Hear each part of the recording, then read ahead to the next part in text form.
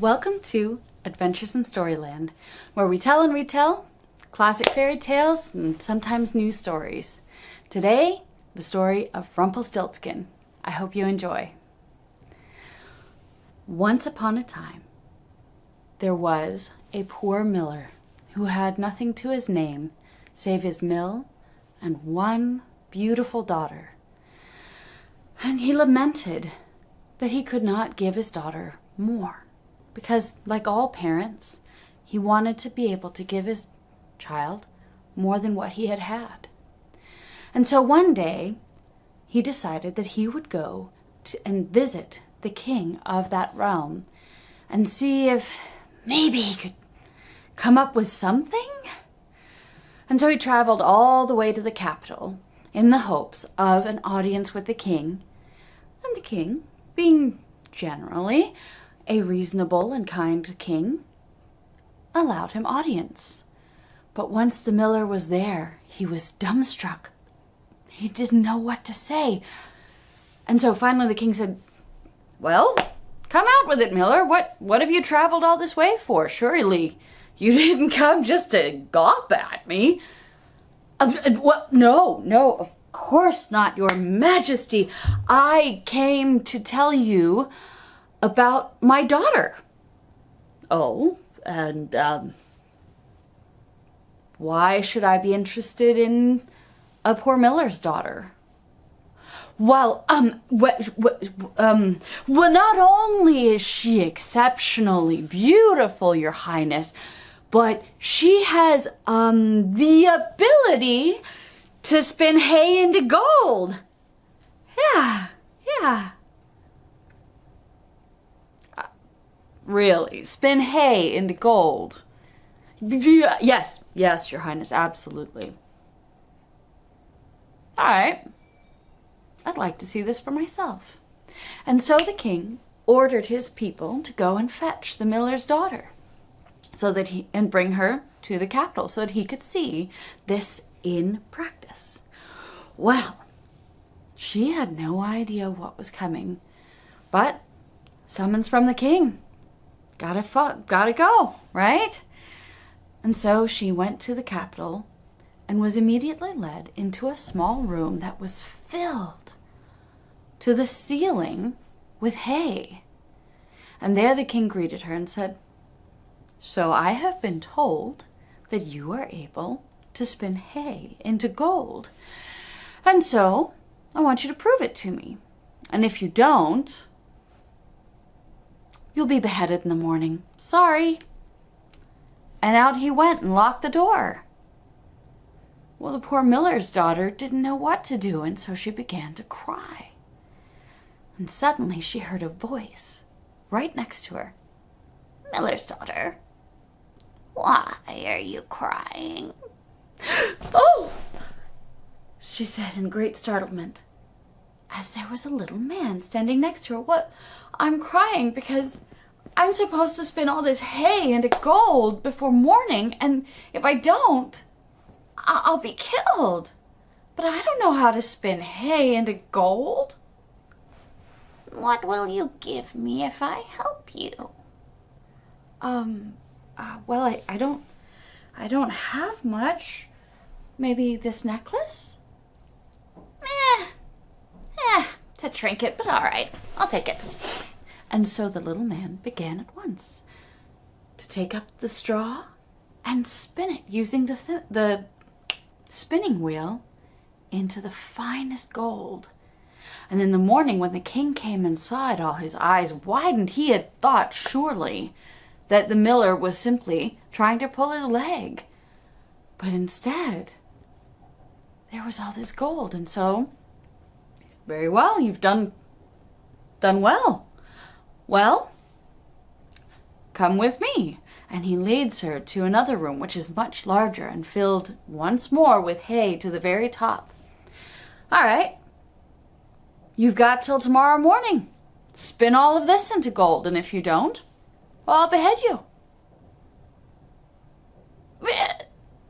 And so, once more, as soon as the door was shut and locked, the miller's daughter begins to weep. Oh, how would she do this? And once again, the little man. Why are you crying, miller's daughter? Because I have to spin all this hay into gold, and I don't know how. What will you give me if I help you? Well, it was my mother's ring, but I'll give it to you if you want. Okay, says the little man, and at once begins to spin the hay into the finest gold. Well, of course, the king was quite impressed and a little greedy. And so he led her once more to an even bigger room and said, all right, this will be the final one. I'll let you go if you succeed in spinning all this hay into gold. But if you don't, I'll behead you. Yeah. And so the poor girl, once the door locked and shut, this time, instead of crying, she immediately started calling out, little man, please come help me. And the little man goes, appears before. What will you give me if I help you? Oh, I don't actually have anything else. That was all the jewelry, the finery that I possessed. Tell you what, says the little man. Give me your firstborn child once you become queen, and I'll help you. Wow, thinks the miller's daughter. I'm a miller's daughter. There is no way that I would ever become queen. So that's harmless. Sure. Okay, sure. Yeah. You can have my firstborn child as queen. All right. And he begins to spin. And by the morning, all the hay was turned into the finest of gold. And the king comes and sees it, and he goes, wow, you really fulfilled your promise, and I wish to reward you. I would like to take you as my wife. What? Says the miller. Oh, well, okay. And so the wedding was planned and everything went beautifully. And the king was kind to the miller's daughter, and after a year she had all but forgotten about the little man, especially in the excitement of the birth of her son. But one night, as she had just finished laying down her little one to sleep, she turned around. There he was, the little man. My queen, have you forgotten what you promised? Oh, I had. Oh, please, I didn't know. Please don't take my son. I'll do anything. Well, says Rumpel. Oh, says the little man. All right. If you can guess my name in 3 days' time, we'll call it a deal. You can keep your son. Oh, yes, thank you, says the miller's daughter. And so off went the little man, and she went in search of every book of names she could possibly find, as well as sending out her most trusted servants to see if any of them could discover the name of the little man.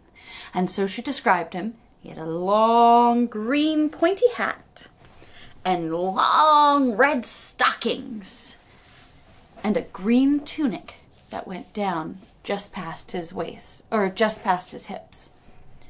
And so off they went. Well, the next night the little man comes. So, my queen, what is my name?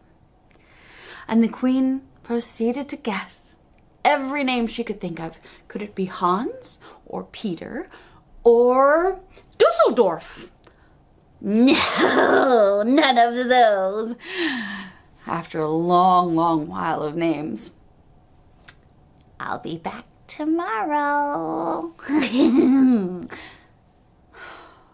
so the queen continues her search. And the servants continued on their search for the little man. And the next night, just the same, every name she could come up with.